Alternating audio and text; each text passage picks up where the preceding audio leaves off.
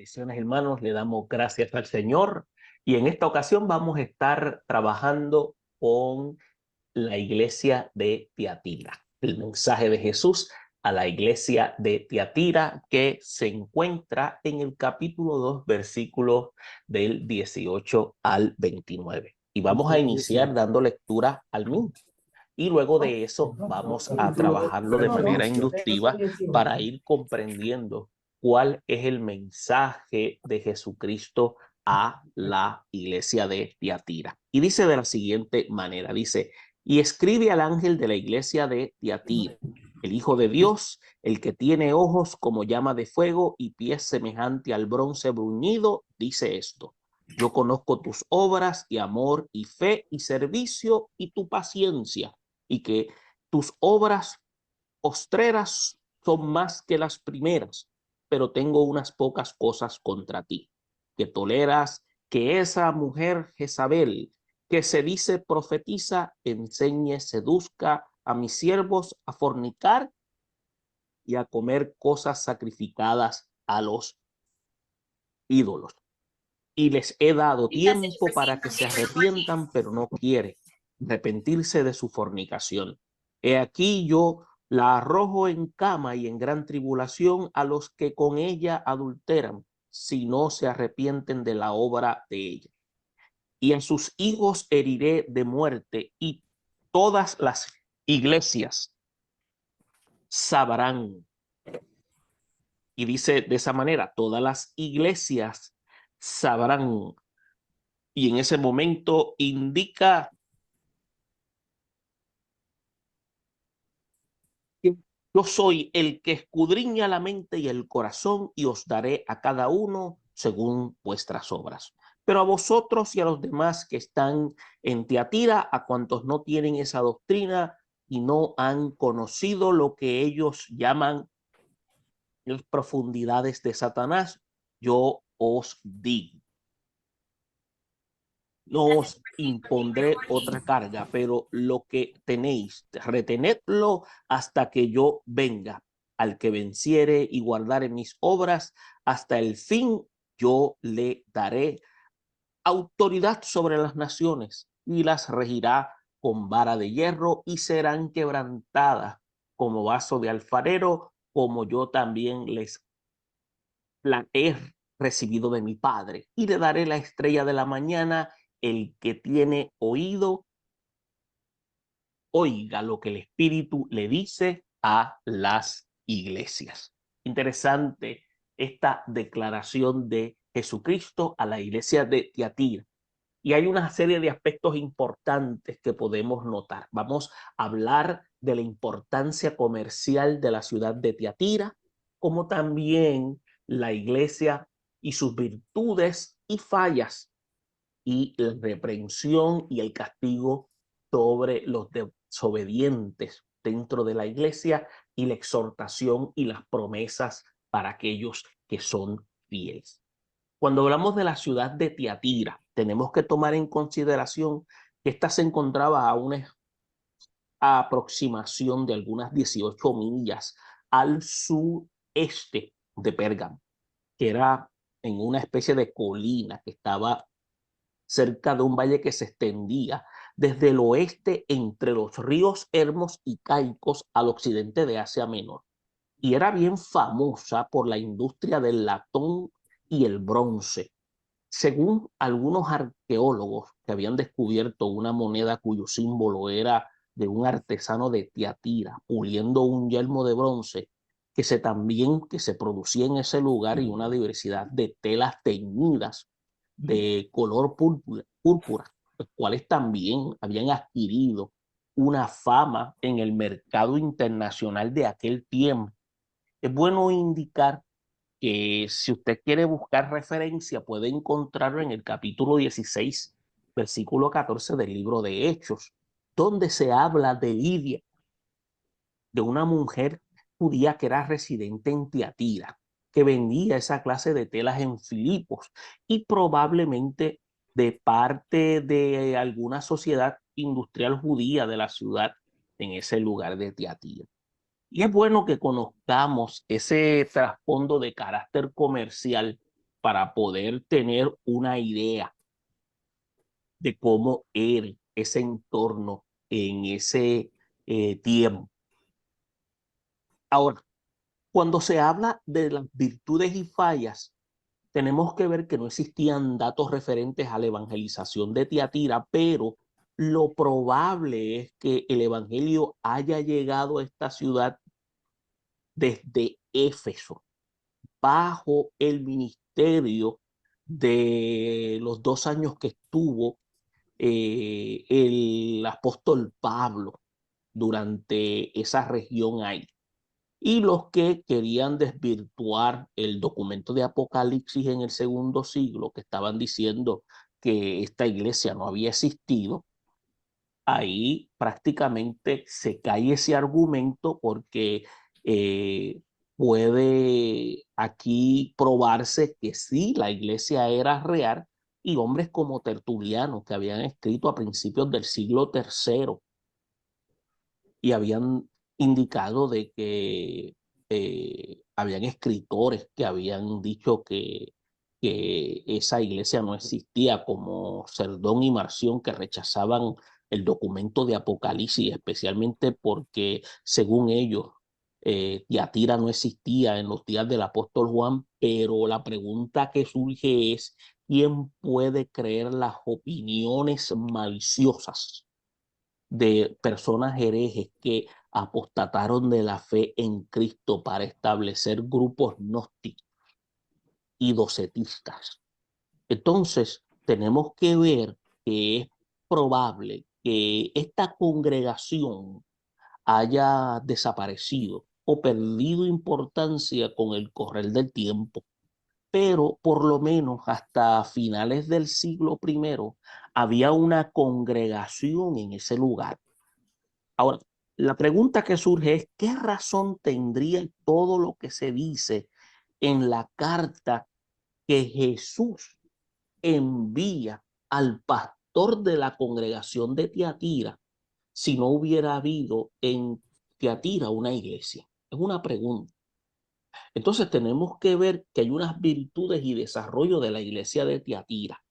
Ahora, no solo existía una iglesia en Tiatira, sino que era una congregación a la que el mismo Cristo, escuche bien, atribuyó virtudes cristianas significativas. Y usted puede notar que los creyentes estaban en el mismo nivel espiritual que las otras iglesias en cuanto a obras, en cuanto al amor, en cuanto a la fe, en cuanto al servicio y la paciencia. Y estas estaban dando frutos espirituales y estaban dando testimonio de la vida de fe, de la vida cristiana, y las funciones de esta congregación eran encomiables. Ahora, en relación con el desarrollo de esta iglesia, Jesús dice que a la iglesia, dice, tus obras postreras dicen que eran mayores que las primeras. Y usted lo puede corroborar en el versículo 19. Ahora, hay una falla y es considerada de carácter enorme, que Jesús la detecta. Usted puede ver que el error que se le achaca a Tiatira es uno que el mismo Jesús lo toca directamente. Y era uno de carácter complejo y abarcador que bastaba para dejar a esta congregación en condiciones de carácter deplorable. El pastor y los miembros de la iglesia dicen que toleraban que esa mujer Jezabel, la cual se hacía pasar por profetisa, que enseñara y sedujera a los ídolos. Es lo que declara el versículo 20 del capítulo 2. Entonces, tolerar era el acto pecaminoso y es el acto que pasó de las rayas, porque entonces era lo que permitía que entonces todo lo demás que se estaba haciendo perjudicara. Entonces usted puede ver que de ahí que el acto se convirtiera en uno de carácter severo. Es por eso que la reprensión que Jesús pronuncia hacia la iglesia es debido a esa condición de ser tolerante. Entonces, sabemos que Jezabel es un indicativo de ser una mujer idólatra, de ser una mujer corrupta. ¿Por qué? Porque cuando usted escucha el nombre Jezabel, a lo que viene a su mente es el rey Acab, que tomó de Tiro como esposa y la llevó a Israel. Y esta no solo hundió en pecado a su marido y a todo el pueblo de Israel, sino que también usted sabe que cuando usted lee el libro de Reyes, primero de Reyes, capítulo 16, y también lee segundo de Reyes, capítulo 9, usted ve que ella fue una enemiga acérrima del profeta Elías. Entonces, Jezabel, la histórica del antiguo Israel, sirve como una especie de ilustración para identificar a una persona, escuche bien, o para identificar a un grupo que estaba corrompiendo a los de la iglesia de Tiatira. Entonces se pueden notar dos lecciones que son de carácter significativo, que derivan de este cuadro profético. Entonces, es la realidad espiritual de esta iglesia y lo que ella tipificaba para la historia general de la iglesia.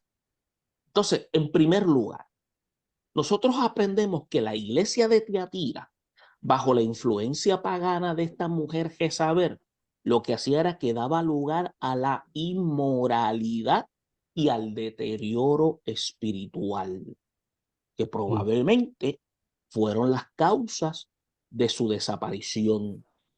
Entonces, si es que llegó a desaparecer.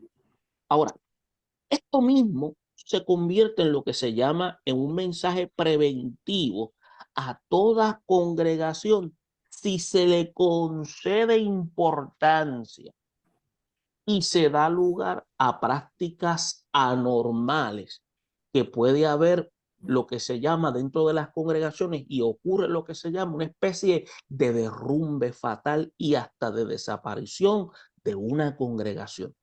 En segundo lugar, vemos en la iglesia de Tiatira un tipo de la época conocida como el periodo de la iglesia papal. Escuche bien. Y este periodo se puede trazar desde lo que se conoció como el Concilio de Nicea, que fue para el año, creo que 325, cuando el obispo de Roma inició a dominar, inició, sí, o comenzó a tener dominio sobre los obispos católicos hasta el cuarto concilio lataranense, que fue hasta el 1215 en el Palacio de Letrán en Roma, donde entonces comenzó lo que se llama la decadencia papal. Y a partir del cuarto siglo, usted va a ver si usted es dado a la historia, porque para esto tenemos que entonces sumergirnos a la historia, vamos a ver que la decadencia papal comenzó de una manera impresionante. Entonces, Roma reclamó ser la sede de la Iglesia Universal y se estableció que el Papa Romano era el único sucesor de Pedro. Por eso es que usted y yo sabemos que estas falsas pretensiones son las que han dado lo que se llama la existencia y lo que se llama también la perpetuidad al romanismo católico sin bases bíblicas para su reclamo.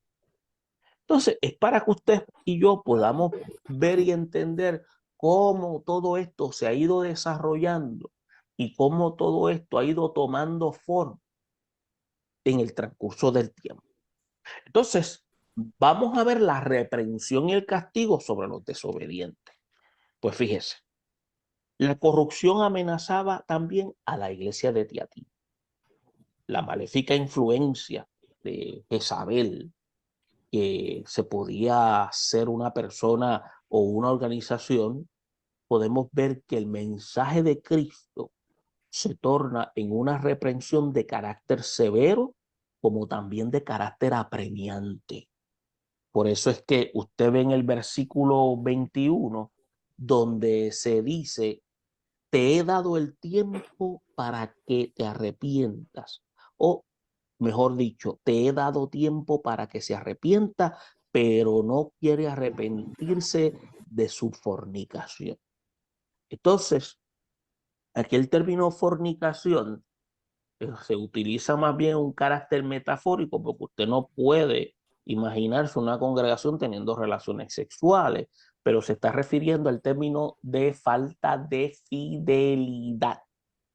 Entonces, aquí podemos notar que nos habla de o de un libre albedrío con que Dios ha dotado a todo ser humano, donde puede arrepentirse, puede rechazar el llamado divino. Y en todo caso, la justicia, la misericordia de Dios se manifiestan en su plan salvador. Ahora, si el pecador persiste en su acto de necedad, el juicio, entonces queda determinado por Dios, porque la conducta del individuo lo que hace es que reclama justicia divina. Entonces, a esta corruptora de Tiatira le iba a sobrevenir una terrible enfermedad. Por eso es que dice, he aquí yo la arrojo en cama. Y a los que habían cedido ante las perversidades también les esperaba gran tribulación, a menos que se arrepientan.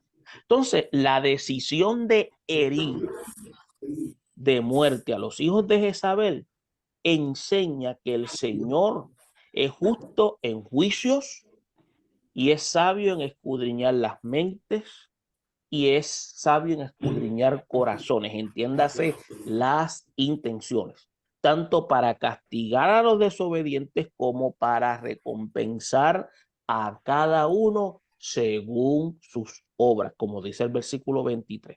Entonces también usted va a ver que da exhortación y da promesas para aquellos que son fieles. Usted va a poder observar que cuando habla de exhortación viene a dar lo que se llama hacer un llamado para prevenir el mal. Entonces, se exhorta a alguien para que no fracase. Se consuela a alguien cuando ha fracasado.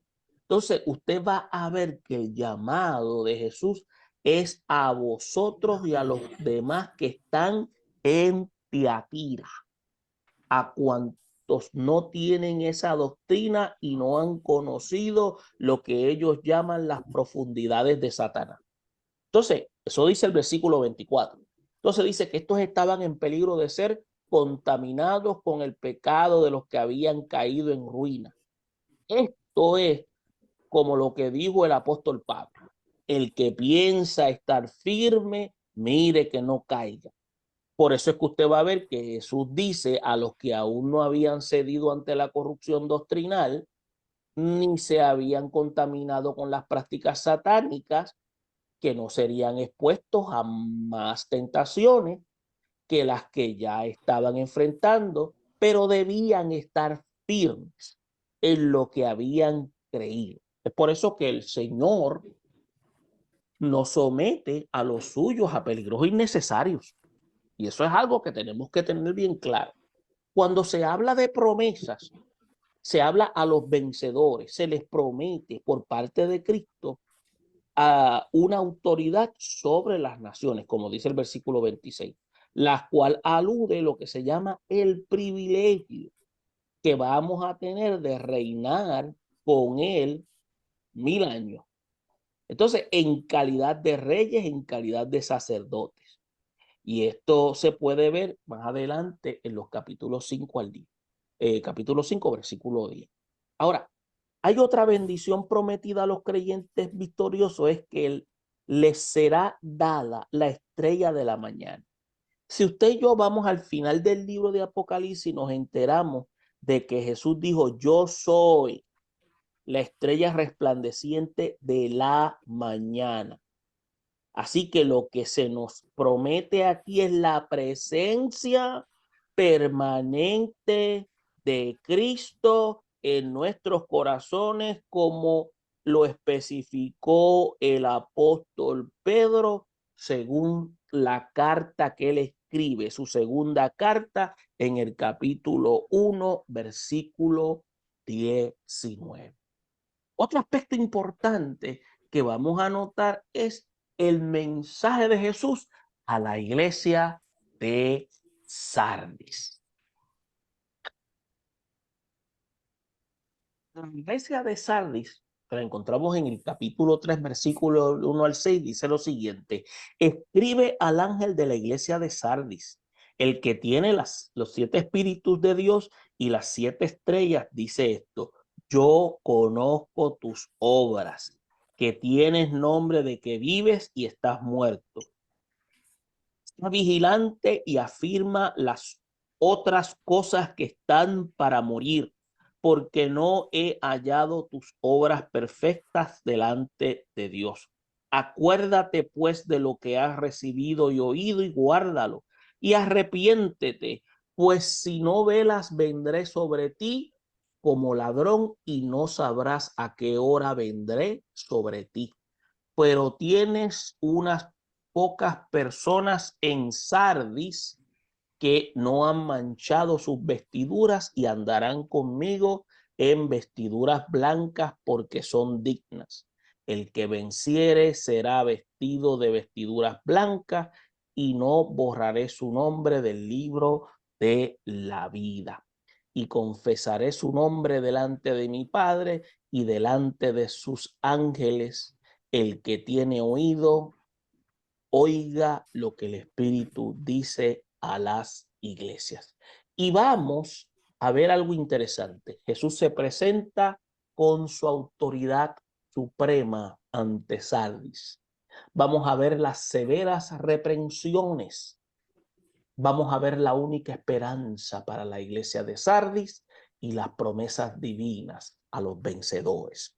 Cuando decimos que Él se presenta con autoridad suprema, vemos la manera en que Jesús se presenta ante la iglesia, que pone en perspectiva su autoridad y supremacía divina. En primer lugar, Él asegura tener los 7 espíritus de Dios. Y esto es una alusión a asunción plena. Escuche bien.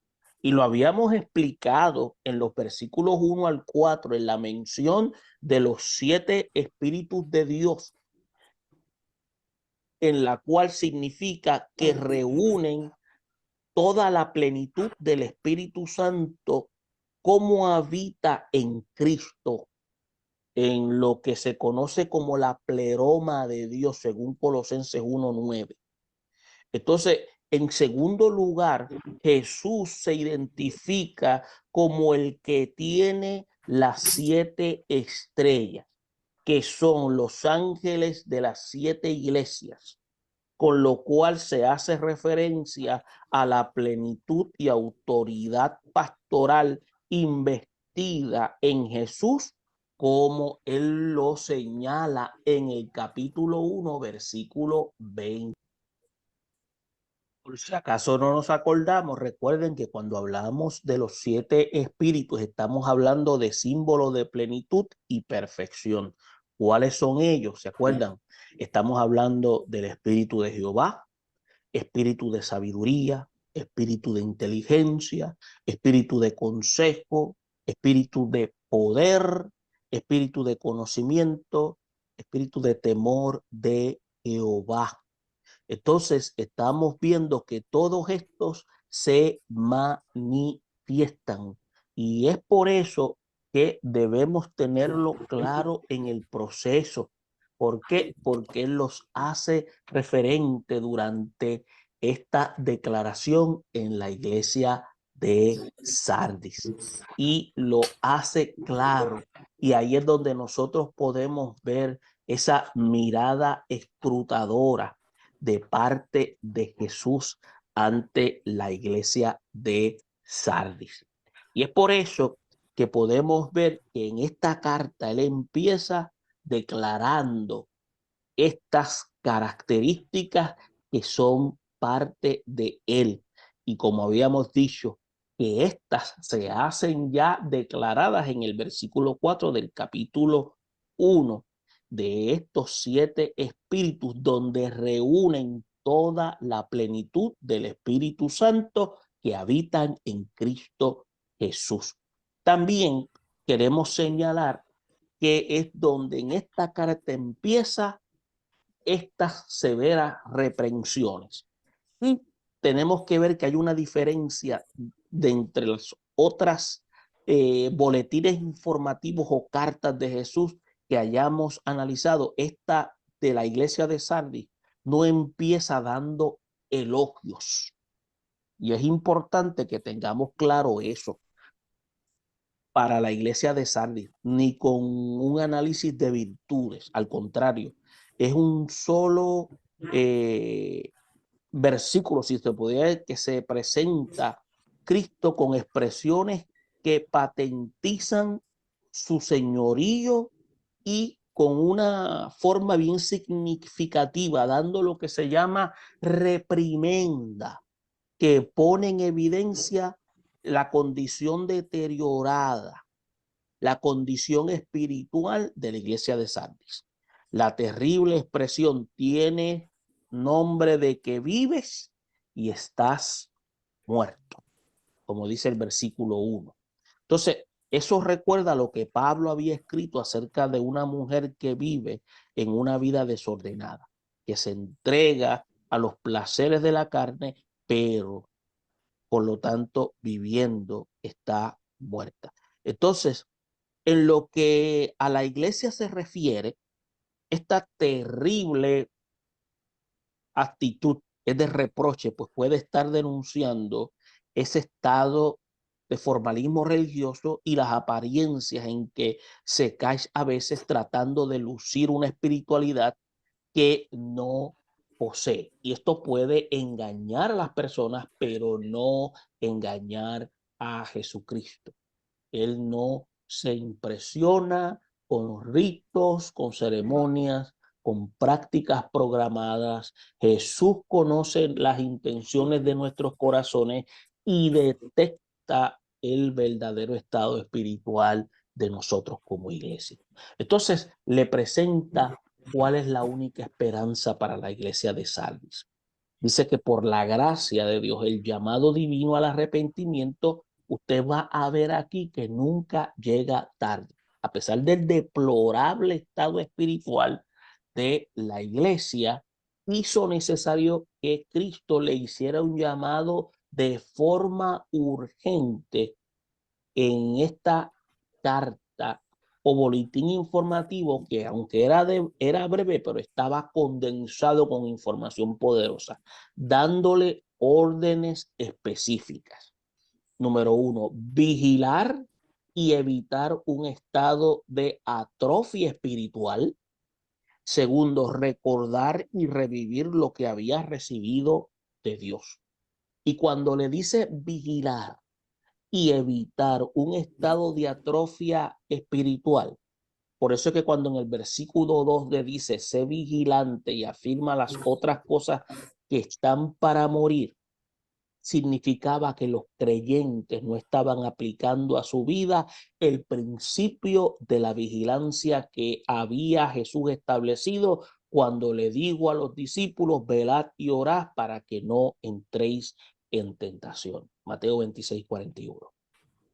Por lo tanto, ser vigilantes, como dijo Jesucristo a los de Sardis, significaba que el cristiano debe mantenerse despierto en términos espirituales para poder detectar el tiempo, cualquier situación, para poder tener una capacidad de discernimiento y poder identificarlo y poder mantenerse alerta y estar de pie. Es por eso que lo expresa cuando dice despierta, reaviva lo que aún está rescatable.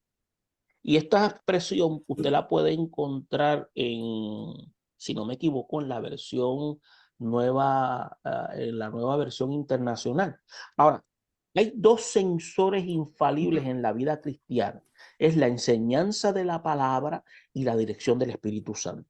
Por eso que Jesús amonesta a la iglesia de Sardis y también amonesta a todos nosotros los cristianos a evitar un estado de atrofia espiritual, porque se atrofian los órganos y miembros del tejido del cuerpo que permanecen inactivos por largos periodos. La atrofia espiritual, escuche bien, tiene lugar cuando un creyente deja los dones, los talentos, las facultades que el Señor ha otorgado.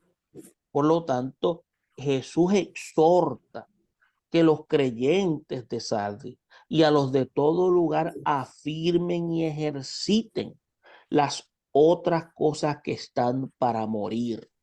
Y la razón de este mandato se expresa en la última parte del versículo 2, cuando dice: no he hallado tus obras perfectas delante de Dios. Quiere decir que hay algo que no está trabajando de manera correcta. Entonces les había mencionado que dice recordar y vivir lo que se ha recibido de Dios. Miren, en cierto sentido, la expresión acuérdate pues de lo que has recibido y oído y guárdalo y arrepiéntete se parece a lo que se le dice a la iglesia de Éfeso. A esa congregación se les reprocha: has dejado tu primer amor. Recuerda, por tanto, de dónde has caído y arrepiéntete y haz las primeras obras, pues si no, vendré pronto a ti y quitaré tu candelero de su lugar. Capítulo 2, versículos 4 y 5. En Sardis no solo había dejado el primer amor, sino que había caído en un estado de atrofia y posiblemente muerte espiritual.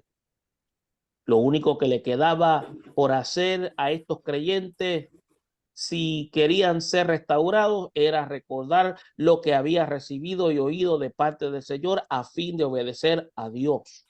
Y esto concuerda con lo que las enseñanzas de las Escrituras en cuanto a que no basta saber las cosas, es necesario integrarlas, ponerlas en práctica para que sean parte de nuestra vida.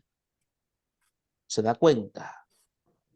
Y habla de que es importante lo que aprendemos, pero que lo integremos. Y también tenemos que entender que hay un remanente fiel que no había caído en la ruina. Por eso que se ve también la parte alentadora en este mensaje en la iglesia de Sardis, que quedaba un remanente fiel. Dice que tiene unas pocas personas en Sardis que no han manchado sus vestiduras. Y esta es una prueba más de que se puede vivir en la voluntad de Dios, aunque a nuestro derredor todos estén fuera de ella. El nombre Sardis encierra la idea de escape, renovación. Los que ven en Sardis un tipo de iglesia de periodo de la Reforma hacen una comparación entre el estado moribundo de la iglesia con el formalismo y la decadencia espiritual de la iglesia católica romana del siglo XII y el siglo XV.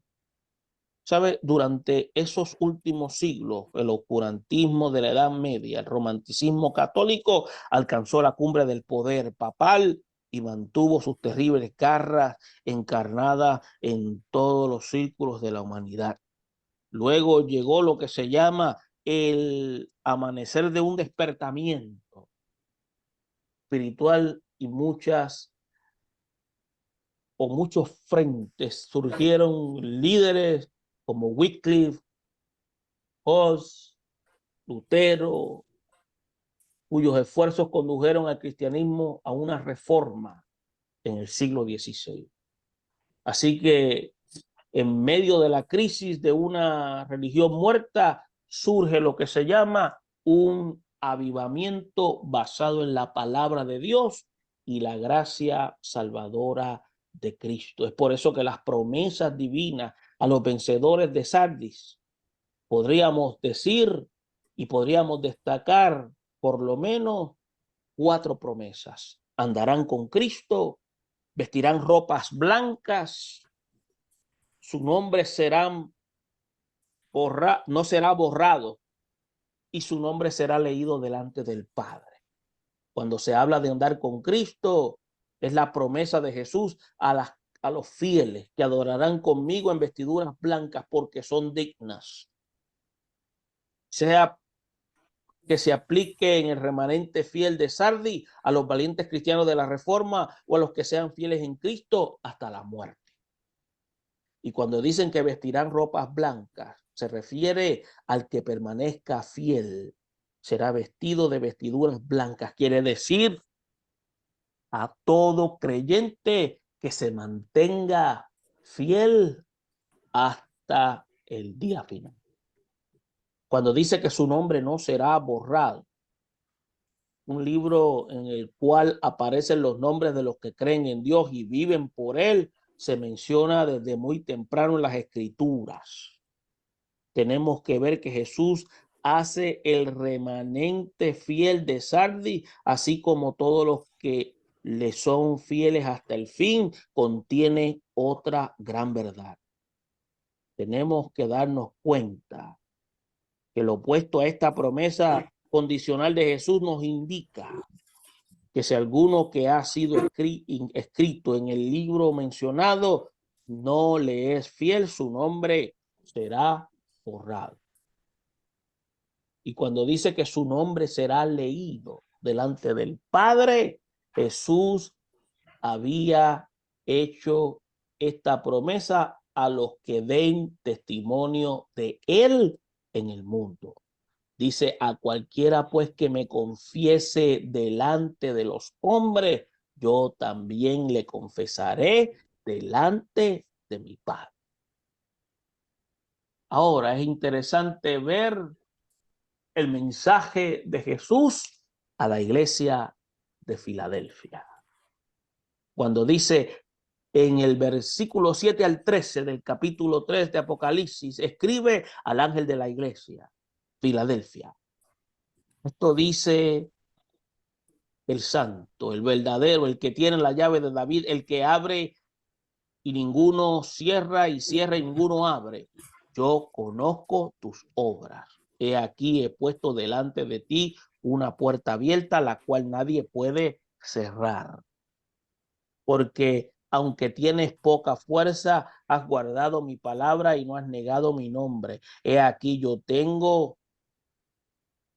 entrego de las sinagogas de Satanás a los que se dicen ser judíos y no lo son, sino que mienten. He aquí yo haré que vengan y se postren a tus pies y reconozcan que yo te he amado. Por cuanto has guardado la palabra de mi paciencia, yo también te guardaré de la hora de la prueba que ha de venir sobre el mundo entero para probar lo que moran sobre la tierra. He aquí, yo vengo pronto, retén lo que tienes para que ninguno tome tu corona. Al que venciere, yo le haré columna en el templo de mi Dios, la nueva Jerusalén, la cual desciende del cielo de mi Dios, y mi nombre nuevo. El que tiene oído, oiga lo que el Espíritu dice a las iglesias. Tenemos que ver que hay unos distintivos que se presentan Filadelfia que los hace el mismo Cristo. Hay unas promesas de Jesús a las iglesias. Y esos distintivos tenemos que ver que la ciudad de Filadelfia fue llamada así en honor al rey griego Átalo II, Filadelfo, el que sea prácticamente, acuérdese que Filadelfo es el que ama a su hermano y quien reinó en Pérgamo aproximadamente en el segundo siglo, en el 159 al 138 antes de Cristo. Ahora, Filadelfia del tiempo de Juan había sido reconstruida con ayuda de los romanos y ocupaba un lugar importante en la ruta de las provincias orientales de Asia Menor. Y ahora Jesús se presenta a esta iglesia con unas características especiales.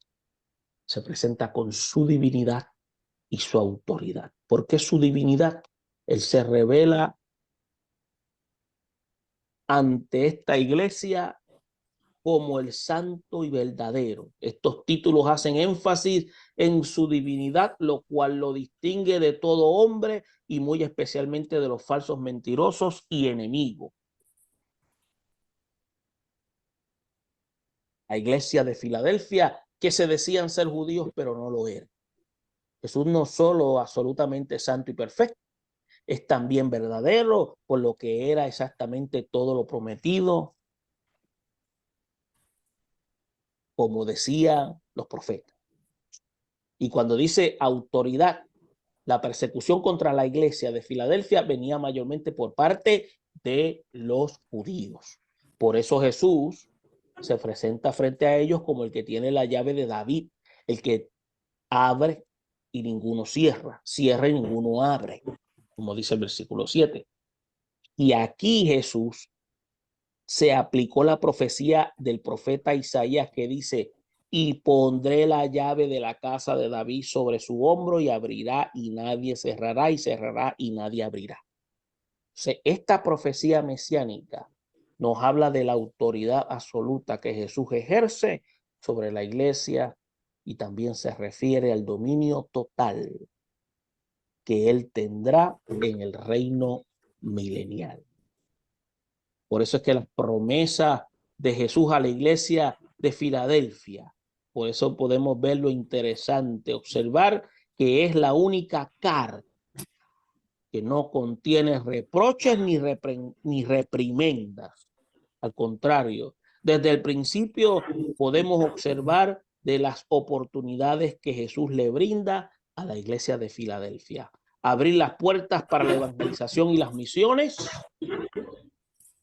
vindicarla delante de los enemigos espirituales, protegerla de la prueba de la tribulación. Y es ahí donde podemos ver cómo es que nosotros tenemos que imitar a la iglesia de Filadelfia.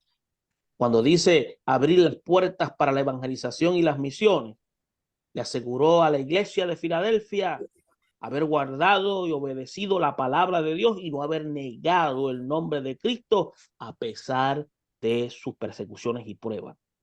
Él estaba dispuesto a abrirle una puerta y presentó él, que lleva sobre su hombro la llave de David, es decir, la llave del reino de Dios como arra, garantía de esta promesa. Y el Señor, que es el único que puede abrir la puerta, promete que nadie ha de cerrarla. Y esta parte del mensaje de Jesús se presta para percibir un sentido tipológico y nos lleva a asociar la iglesia de Filadelfia con el periodo conocido en la historia moderna como la iglesia misionera. Entonces, cuando decimos vindicarla delante de los enemigos espirituales, tenemos que ver lo que dice el versículo 9. Ya había referido Jesús hablando cuando dice la blasfemia de los que dicen ser judíos y no lo son, sino que son sinagoga de Satanás. Indica esta expresión que tanto la iglesia de Esmirna como la de la Filadelfia estaban siendo acosadas por judaizantes que desde el ministerio de Jesús habían estado atacando el evangelio. Jesús califica nuevamente a una sinagoga judía como de Satanás porque los judíos de las sinagogas seguían actuando como lo hacían aquellos que él reprendió cuando dijo: vosotros hacéis las obras de vuestro padre, vosotros sois de vuestro padre el diablo. Por eso que a la iglesia de Filadelfia el Señor le hizo una promesa especial. Por eso que voy a hacer que los de la sinagoga de Satanás, que dicen ser judíos, pero que en realidad mienten, vayan y se postren a tus pies y reconozcan que yo te he amado. Y esta promesa es para la iglesia de todos los tiempos. Jesús humilla a los que se enseñan contra ti, o mejor dicho, ensañan contra ti.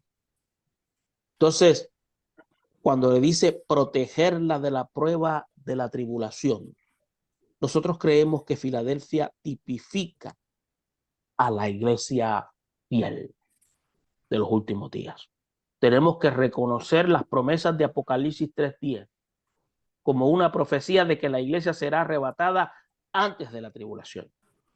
Por eso, cuando dice, por cuanto has guardado la palabra de mi paciencia, yo también te guardaré de la hora de la prueba que ha de venir sobre el mundo entero para probar a los que moran sobre la tierra. Y eso es lo que nosotros postulamos, de que todo aquel que haya permanecido fiel será removido, será transposicionado y librado del juicio que vendrá.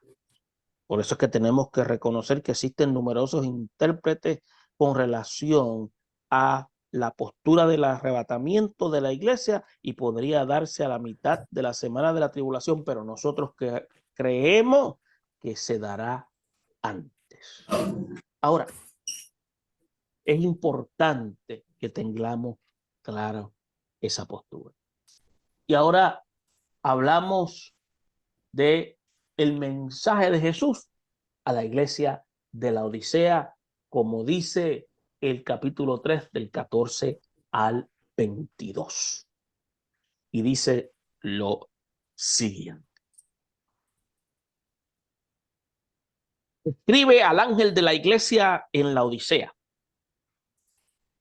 He aquí el amén, el testigo fiel y verdadero, el principio de la creación de Dios. Dice esto: yo conozco tus obras, que ni eres frío ni caliente. Ojalá fuera frío o caliente, pero por cuanto eres tibio y no frío ni caliente, te vomitaré de mi boca. Porque tú dices, yo soy rico y me he enriquecido y de ninguna cosa tengo necesidad. Y no sabes que tú eres desventurado, miserable, pobre, ciego, desnudo. Por tanto, yo te aconsejo que de mí compres oro refinado en fuego para que seas rico, y vestiduras blancas para vestirte, y que no se descubra la vergüenza de tu desnudez, y unge tus ojos con colirio para que veas. Yo reprendo y castigo a todos los que amo. Sé pues celoso y arrepiéntete. He aquí yo estoy a la puerta y llamo. Y si alguno oye mi voz y abre la puerta, entraré a él y cenaré con él y él conmigo. El que venciere le daré que se siente conmigo en mi trono, así como yo he vencido y me he sentado con mi Padre en su trono. El que tiene oído, oiga lo que el Espíritu dice a las iglesias. El mensaje de Jesús a la Odisea tiene características que tenemos que mencionar. Vamos a hablar de la ciudad de la Odisea, de las características de Jesús frente a esta iglesia, de los efectos fatales que tenía la iglesia de la Odisea, de instrucciones, de 3 instrucciones urgentes para la iglesia de la Odisea y una amonestación apremiante y 2 promesas condicionales. Tenemos que ver que cuando hablamos de características, la ciudad de la Odisea se encontraba en el fértil valle del río Lico, tributario del famoso río Meandro, y fue fundada por el rey Seleucida, Antíoco II, en el siglo III a.C., y llamada así en honor a su esposa, la Odisea, que quedaba muy cerca de Heriápolis y Colosas.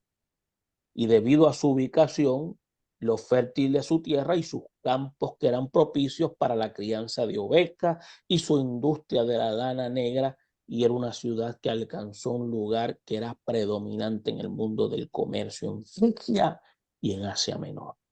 Y también se hizo famosa por la escuela de medicina y por la producción de un ungüento que curaba las enfermedades de los oídos y un colirio para los ojos. Esta ciudad fue alcanzada por el Evangelio por algún discípulo del apóstol Pablo. Quizás algunos creen que fue el discípulo Epafras en algún momento del avivamiento de Asia Menor. Puede buscar una referencia a través de Hechos, el capítulo 19, versículo 10. Ahora, las características de Jesús frente a esta iglesia. Hay tres cualidades descritas en esta carta o boletín informativo, y es la demostración de diferencia que existía entre Cristo y los creyentes de la comunidad. Número uno, la firmeza. Y cuando hablamos de la firmeza, al presentarse como el amén, y le indica a esta iglesia que en Cristo no hay ambigüedad ni inseguridad. Al contrario, todas las promesas de Dios son en Él, sí, y en Él, amén, por medio de nosotros, para la gloria de su nombre. Entonces usted va a notar que establecía un marcado contraste con la inseguridad de los creyentes de ese lugar. Este era lo que se llamaba la razón de lo que mantenía un estado de ánimo que dejara tanto que desear. También estaba lo que llamamos dentro de esa característica la fidelidad. Cuando se identifica como testigo fiel, verdadero, el Señor recuerda lo que les dijo a aquellos que se negaban a creer en Él. El que de arriba viene es sobre todo, y lo que vio y oyó, esto testifica y nadie recibe su testimonio. Es por eso que Jesucristo es el fiel, que lo constituyó como también lo fue Moisés en toda la casa de los hebreos. Él es el verdadero por naturaleza, lo cual nos infunde confianza. Él dijo a sí mismo, yo soy el camino, la verdad y la vida. Y por otra parte, tenemos que ver su soberanía. Cuando él dice el principio de la creación de Dios, o sea, no significan de ninguna manera que Jesús sea la primera cosa que Dios creó, como erróneamente lo entendían los arrianos y como lo creen los llamados testigos de Jehová o los mormones. Significa que Él es. No quiere decir que Jesús sea lo primero de la creación. El Señor de la creación de Dios. ¿Qué razón habría para que Jesús dijera que tanto énfasis que es una criatura? Y que se explicara Juan 1:3 cuando dice Él fuera parte de la creación y no el principio creado de todo lo que sí. Entonces, habían dos defectos fatales. Los defectos de esta iglesia era su enfriamiento espiritual y las falsas pretensiones. Entonces, tenemos que ver que esto era un tipo perfecto de una iglesia apática e indiferente de estos últimos tiempos. Podemos ver ese estado nauseabundo de tibieza espiritual. Se sabe que las afueras de la ciudad de la Odisea había manantiales de agua tibia. Probablemente fue usado como figura de estado espiritual de las integrantes de aquella congregación. Por eso es que decía, ni eres frío ni caliente, seguidas por la lamentación, ojalá fueres frío o caliente. Por eso es que sugiere que en esas condiciones extremadamente opuestas hay más sentido que una situación mediocre, como lo explica la declaración, ojalá fuese frío o caliente, de lugar a la asombrosa idea de que aunque Jesús desea que todo cristiano fuese fervoroso, realmente haya lo frío del hielo menos ofensivo que lo tibio de la mediocridad. Entonces es importante que nosotros demos cuenta que estamos viendo un gran problema en esta iglesia. Y el otro aspecto era la falsa riqueza y ceguera espiritual. La arrogancia y la vanagloria de esta iglesia se detecta en las irónicas actuaciones y jactanciosas palabras con que se expresaban su líder. Yo soy rico y me he enriquecido y de ninguna cosa tengo necesidad. Esto es todo lo contrario a lo que prescribe la primera bienaventuranza. Bienaventurados los pobres en espíritu, porque de ellos es el reino de los cielos. Se cree que la vanagloria, escuche bien, se cree que la vanagloria en espíritu, porque de ellos es el reino de los cielos. Acuérdese bien, nosotros somos pobres de espíritu. La Odisea había efectuado la actitud de la iglesia. La había afectado de una manera seria. Sus tierras fértiles, el auge comercial, su escuela de medicina y la fama del templo de Dios Menkaru, según ellos, sanaba muchas enfermedades y todo había hecho que la Odisea se creyera autosuficiente. Tal parece que la iglesia también poseía esas mismas pretensiones.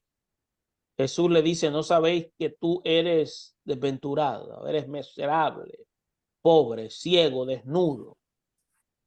¿Qué otros objetivos tendría que usar Cristo para describir la triste condición de la iglesia? Y existen iglesias hoy con tendencias similares a la Odisea. Tenemos que ver que hay condiciones peores. Hay un marcado énfasis en la ostensible y grande, lujoso y moderno, artístico, social, pero poco se hace para llevar al pueblo de Dios a la búsqueda humilde, sencilla de la gracia divina. La lógica humana parece indicar que si se tiene éxito en lo material y humano, la pregunta es ¿para qué preocuparse por lo que se hacía antes? Entonces hay tres instrucciones urgentes para la iglesia de la Odisea. Obtener oro refinado. Por tanto, yo te aconsejo que de mí compres oro refinado. El significado espiritual de esto nos da a entender que esta iglesia no había pasado por una prueba de fe, como le sucedió a Esmirna. El refinamiento de oro en fuego es símbolo de una vida sometida a Dios y acrisolada en el horno de las tribulaciones. Adquirir vestiduras blancas. La ropa, además de prestar el importante servicio de cubrir, escuche bien, cubrir el cuerpo es el medio por el cual mucha gente demuestra su nivel económico en la sociedad. De esto se aprovechan los que hacen negocios con las modas y la producción de todo tipo de ropa para todos. La gente de la Odisea se jactaba de vestir muy bien y especialmente vistiendo los famosos abrigos de la lana negra. Sin embargo, Jesús se refiere aquí a la desnudez espiritual de los miembros de la iglesia. Un estado que solo podían cambiar si adquirían vestiduras blancas. Ungirse los ojos con colirio. La escuela de medicina de la Odisea era famosa por la producción de un ungüento para los ojos. Ese detalle dio lugar a la lección figurada que Jesús le dio a la iglesia para la corrección de su ceguera espiritual, la cual no le permitía darse cuenta de su ceguera emocional, la cual no le permitía darse cuenta de su deficiencia espiritual. El colirio que el Señor ofrece para la iglesia pueda recobrar la vista dentro de su condición. Y por eso que su conciencia de su estado espiritual, la visión de sus oportunidades y el discernimiento que solo el Espíritu puede proveer. Y es por eso que al final da una amonestación apremiante y dos promesas condicionales. Una amonestación apremiante de parte del Señor. yo reprendo y castigo a todos los que amo. La palabra reprendo significa encarar y reprochar una falta, en tanto en el término viene de que describía el quehacer de que enseña y corrige y disciplina. Jesús hace todo esto por medio de la palabra y las manifestaciones del Espíritu Santo. La intención de la reprensión y disciplina se aplican a todos los que él ama por una conducta impropia. Jesús promete tener comunión con el que le abre la puerta. He aquí yo estoy a la puerta y llamo. Si alguno oye mi voz y abre la puerta, entraré con él y cenaré con él y él conmigo. La disposición salvadora de Cristo se ve en que está a la disposición.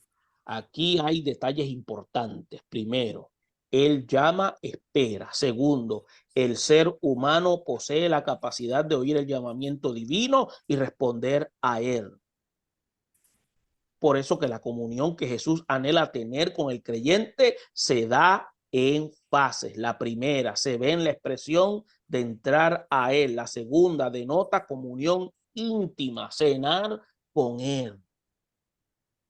Jesús promete compartir su trono con el que sea vencedor. Los tronos, acuérdese, tenían la forma de un sofá ancho en el cual el rey podía hacer que se sentara a su lado la reina o algún personaje a quien él deseara honrar. Jesús promete aquí este privilegio a los que vencen. ¿Quién será considerado vencedor? El que persevere hasta el fin, el que soporte las aflicciones, el que sea fiel hasta la muerte. Es por eso que tenemos que darnos cuenta que esa es la demanda. Y es lo que Dios le indica a la iglesia de la Odisea. Y es importante que podamos ver la obra de Dios y cómo él supervisa de manera escrutadora a las iglesias de el Asia Menor. Bendiciones y no olvide, si tiene preguntas, pongámoslas sobre la mesa para la discusión. Bendiciones a todos. Bien, bendiciones. Tomó mucho tiempo, pero es que queríamos cubrir. Sé que la pastora pues tiene tiempo limitado. Quería saber si tenían alguna pregunta con relación a lo que se había comentado en cuanto a las iglesias. En cuanto a lo que se pudo exponer en estos momentos, tanto desde la iglesia de Tiatira hasta la iglesia de la Odisea. Y ahí hoy concluimos con todas las iglesias y a la misma vez las describimos y presentamos sus condiciones y podemos ver cómo es que Cristo identifica cada una de ellas. Solamente queríamos saber si ustedes tienen alguna pregunta o algún comentario que señale. Ramón. No, para mí, hermano, Dígame. Lucy que habla, Dígame, para mí, sí, bendiciones. Para mí, el punto general de Jesús, ¿verdad?, el que está describiendo las iglesias en forma de actuaciones, como ellos actúan, como ellos hacen, como no desobedecen, y otros que son pocos pues obedecen. Pero para mí el tema, ¿verdad?, superior de esta historia indica que Jesús es el que promete y el Jesús es que no importa.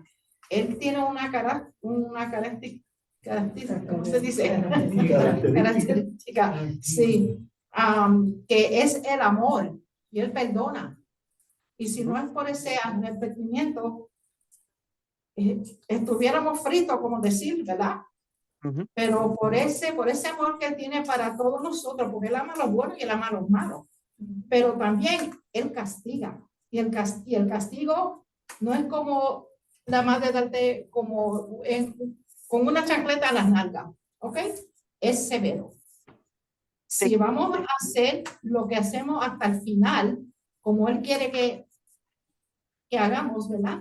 Para conseguir la fidelidad y la fe que tenemos en él, tenemos que hacer, para ser salvos, en otras palabras, tenemos que hacer lo que dice.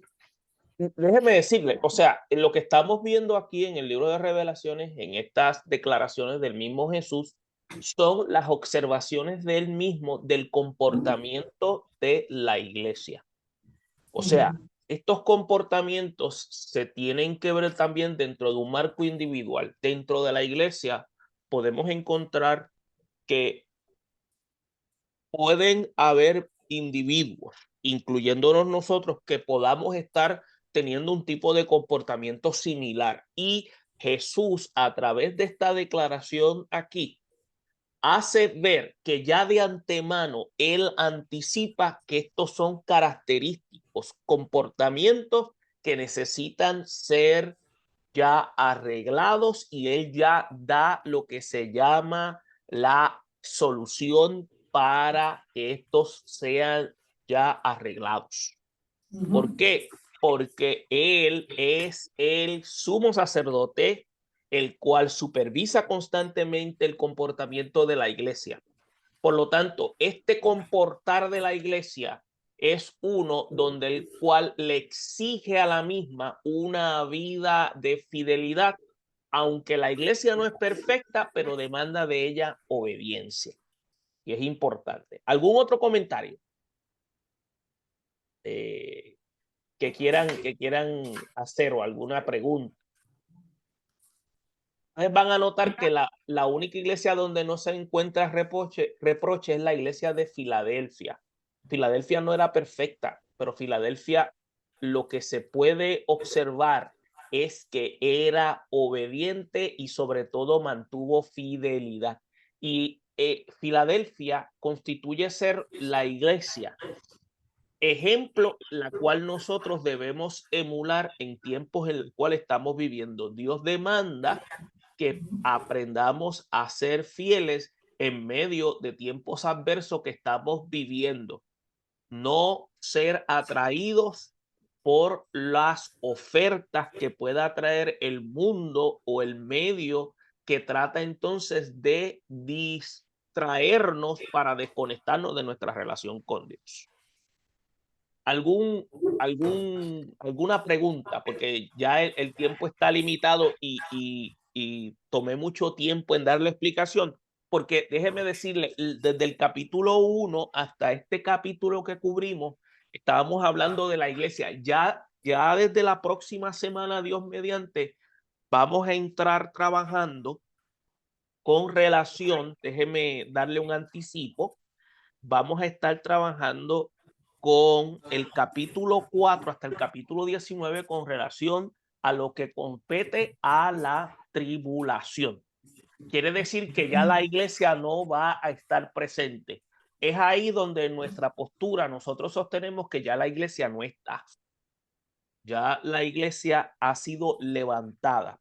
Y es donde empieza ese proceso de juicio, empieza el proceso de lo que se habla del libro sellado y el cordero. Y vamos a empezar hablando desde el capítulo 4 hasta este capítulo 19, que es este proceso de tribulación y gran tribulación. Comentarios. Mana Mónica, ¿tiene algún comentario? Está más claro que las manos de un carbonero. Muy bien, muy bien, muy bien. Hermano Ramón, dígame. Sí. Quiero que se haga una aclaración cuando se habla de la mujer profeta y se le llama Jezabel. ¿Ese era el nombre de esta señora o simplemente está identificando?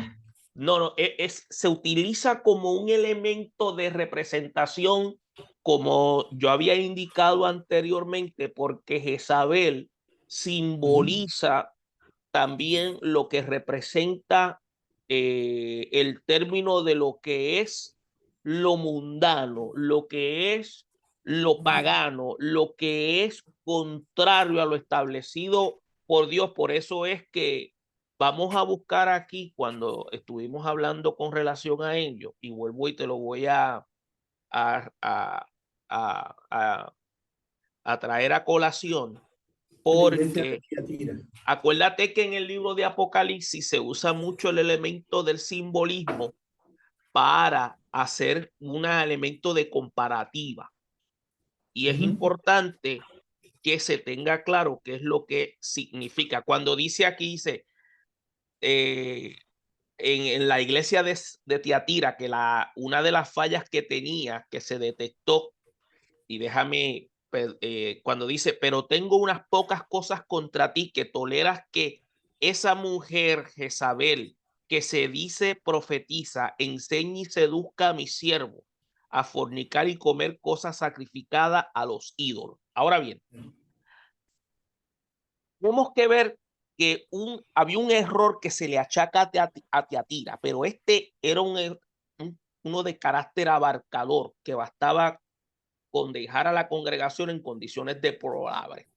Ahora, el pastor, los miembros de la iglesia toleraban lo que la expresión que utiliza Jesús, dice, esa mujer Jezabel, la cual se hacía pasar por profetisa, enseñara y sedujera a los siervos de Jesús y a fornicar y comer cosas sacrificadas a ídolos.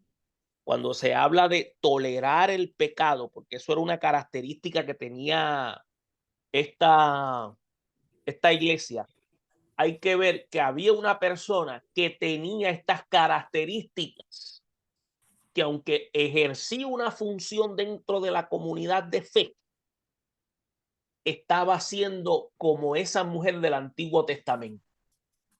Por eso es que se le da ese nombre. Entonces, ¿qué sucede? La iglesia, en vez de hacer el señalamiento, la iglesia lo que hizo fue tolerarlo. Entonces, al tolerarlo, se hace cómplice de ese tipo de conducta, y es algo que Dios no permite. Por eso es que tenemos que ver que Tiatira se caracterizó en su falla por tolerar el pecado. Entonces, cuando habla, déjeme decirle, hubo un caso en donde el apóstol Pablo dice, calle la mujer en la congregación. Y eso ha traído muchas malas interpretaciones, pero una de las situaciones, por eso hay que conocer el elemento del contexto histórico, se debió a que en Corinto, en estos lugares de Asia, convirtieron los lugares de reunión de la iglesia en pasarelas de moda. Había mujeres que enseñaban, pero algunas de estas mujeres, escuche bien, algunas de estas mujeres comenzaron a traer enseñanzas que habían comenzado a decir que ya el Señor había venido, que eran influencias de Alejandro e Himeneo. Pero también se descubrió que estas mujeres también estaban teniendo intimidad sexual con algunos miembros de la iglesia.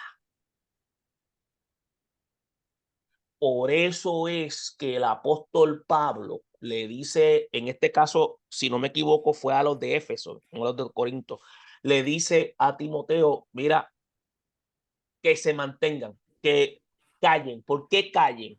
Porque esa conducta no es tolerable, no es aceptable.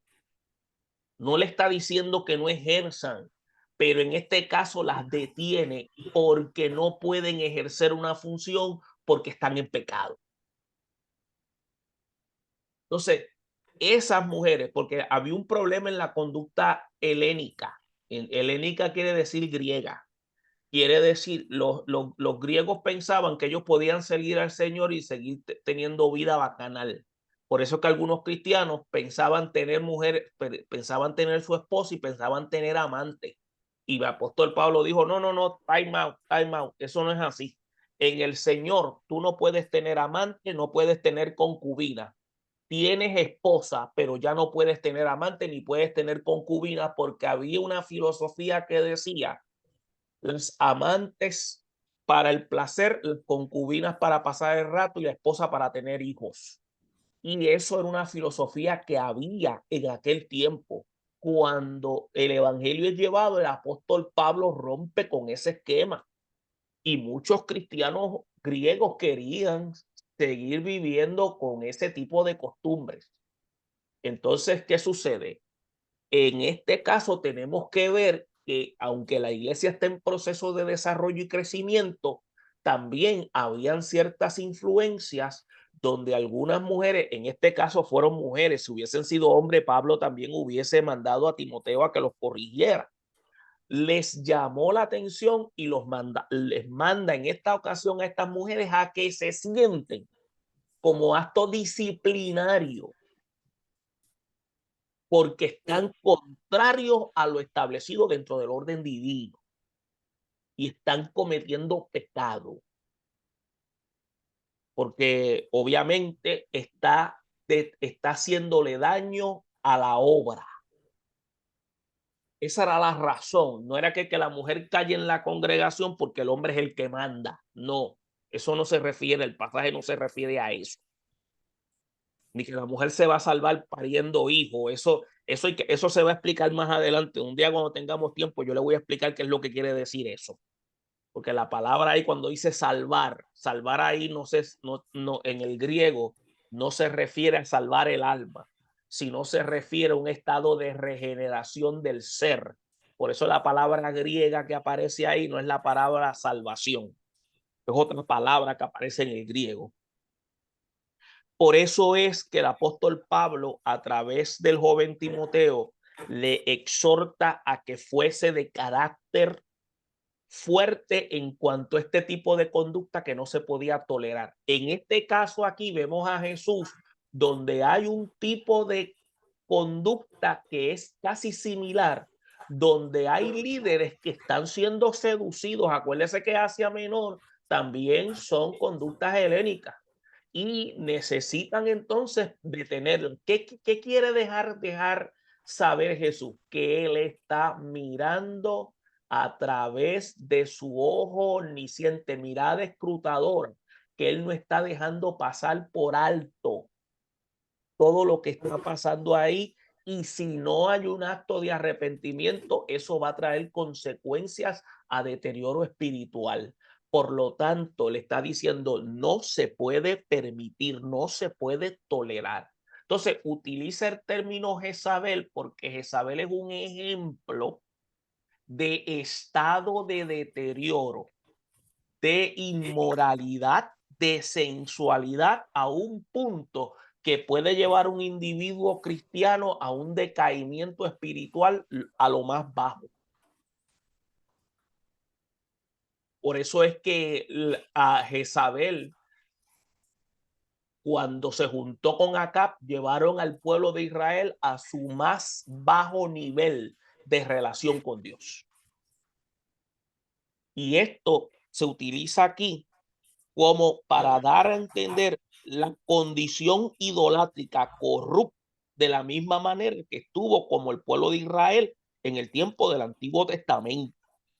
Entonces, por eso es que Tiatira, bajo la influencia pagana de esa mujer, y entiéndase esa mujer, una persona que estaba ejerciendo una función de ministerio, posiblemente pudo haber sido una fémina, estaba caminando de manera inapropiada y necesitaba que se le llamase la atención, se sentase y se corrigiese. Y le voy a decir una cosa, usted sabe la iglesia de la Odisea cuando dice vomitaré de mi boca, el vomitar de la boca en un término simbólico, una cosa es que la pastora lo vote usted de la iglesia. Usted lo votan de la iglesia, usted se puede ir a otra, no hay problema. Pero una cosa es que Dios lo vote a usted de su presencia, eso es serio. Porque eso es excomulgar. Y déjeme decirle, en ningún momento aquí se está poniendo en tela de juicio la salvación de la gente, de la iglesia.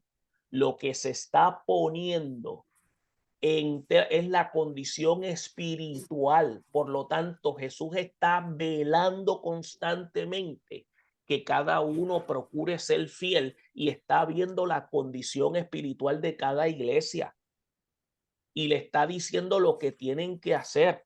E incluso aún los que están en estado de deterioro, le dice qué es la acción que deben tomar, que viene siendo la iglesia de la Odisea, que es la más deteriorada que está.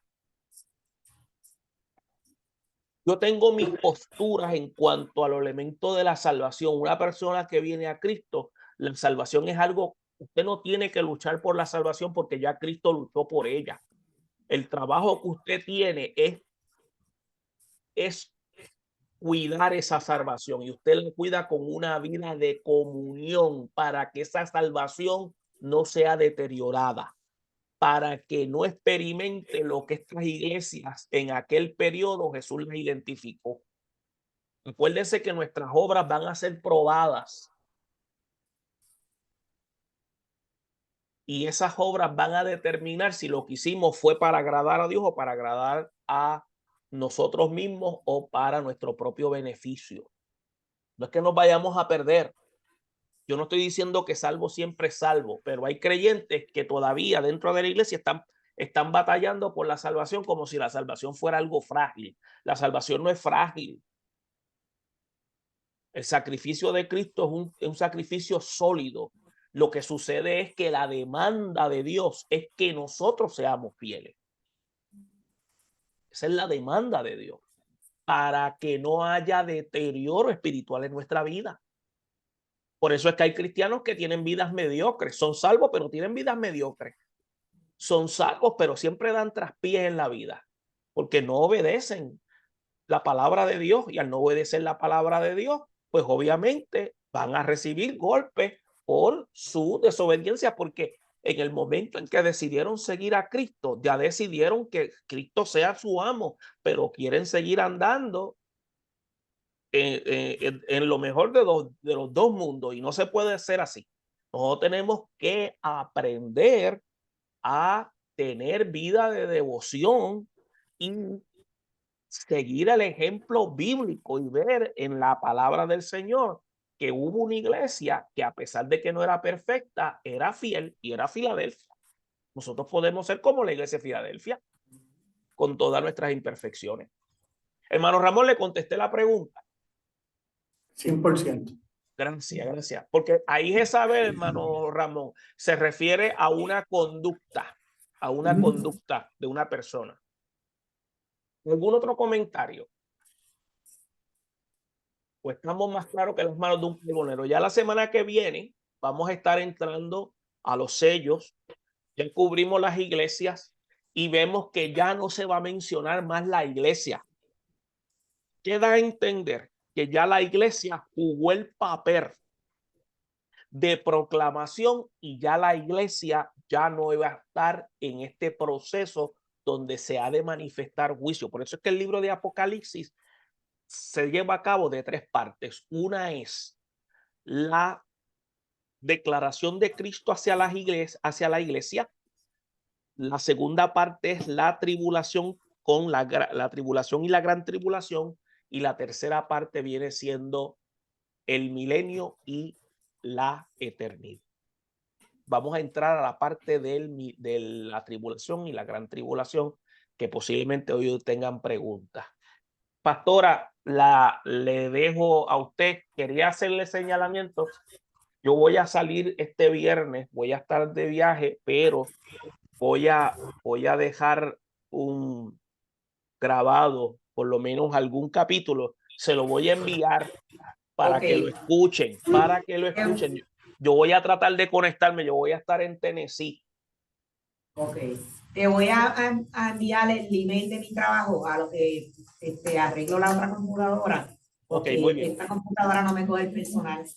Ok, me envía el email del trabajo para yo enviarle la grabación, para que entonces mis hermanos puedan escuchar lo que vamos a estar entrando en los próximos capítulos, porque después que lo que yo voy a estar son unos días, pero el martes, ese martes no voy a estar, pero voy a tratar de conectarme. Si yo no me conecto como quiera, le pone el video para que escuchen. Sí, sí. Entonces, lo que vamos a hacer es que si yo me puedo conectar, pues hacemos preguntas, si no las guardamos, pero ya vamos a entrar de lleno porque lo que queremos es que ustedes empiecen ya a leer el capítulo 4, 5 y 6. ¿Ok? Y comiencen a preparar sus preguntas.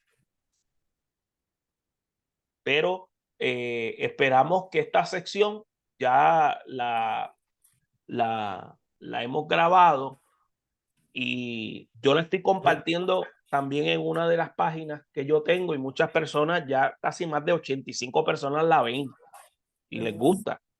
Y otras personas están siendo edificadas y le damos gloria a Dios por eso. Y ustedes son los protagonistas de este programa. Entonces, lo que queremos es que a la misma vez estamos proclamando la palabra del Señor, la manera de enseñanza. Pero no olvidemos lo siguiente, lo que queremos es continuar trabajando con el libro de Apocalipsis. Ahora vamos para la segunda fase, que es el proceso de, escuche bien, son 2 fases dentro de la segunda parte, tribulación y gran tribulación. Y eso lo vamos a trabajar en esta segunda fase. Bien, pastora, le dejo usted la parte. Ok, pues muchas gracias, hermano. Mira, Rafael te está saludando por ahí. Dios bendiga, hermano Rafael, hermano Ramón, hermana, se me cuidan mucho y ha sido un placer. Sigan orando por nosotros para que podamos seguir brindándole a ustedes lo mejor y Dios permite, ya para el próximo martes entramos con la segunda fase de Apocalipsis. Ok, pues muchas gracias, Dios me lo bendiga y nos vamos a despedir. Vamos a despedirnos en oración y hoy le toca a Yolanda.